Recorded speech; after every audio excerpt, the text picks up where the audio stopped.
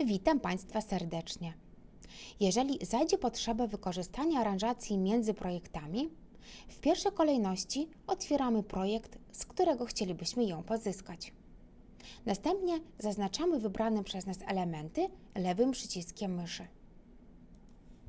Wpisujemy komendę wblock. Wpisując pierwszą literę, widzimy, że program podpowiada nam inne komendy, zaczynające się również na literę W.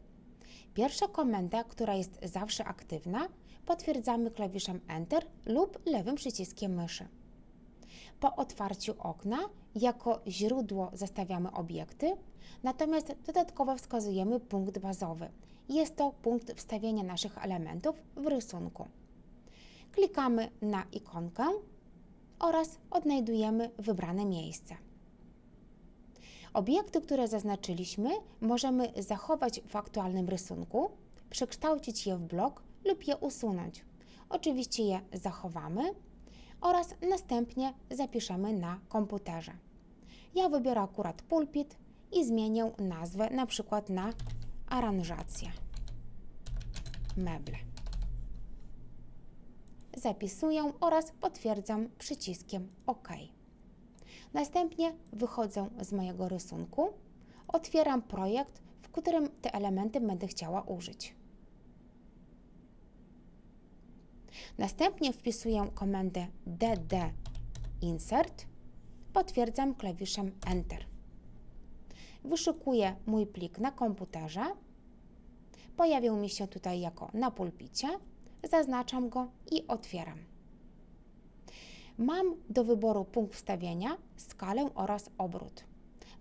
Na razie odznaczymy skalę oraz obrót i wstawimy w miejscu, które będę potrzebować. Wstawiliśmy nasze elementy, które są blokiem. Gdybyśmy chcieli edytować którykolwiek z elementów tych 6, musimy rozbić blok za pomocą komendy rozbij, czyli X Enter. W tym momencie widzimy, że każdy jest oddzielnie. Gdybyśmy jednocześnie wstawiając chcieli zmienić skalę oraz kąt wstawiania, ponownie wpiszemy dd insert, Enter oraz aranżację mebla mam już zaznaczone, zaznaczę również skalę, obrót i wstawię na przykład gdzieś tutaj obok.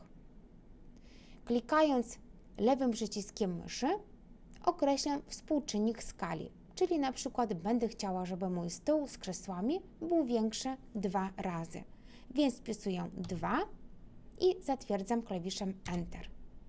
Kąt obrotu bloku na przykład 45 stopni, Enter. W tym momencie wstawiłam mój blok w sposób, jaki potrzebowałam. Tak samo jak poprzednio zaznaczam i rozbijam ikonką rozbij. Dziękuję Państwu za uwagę.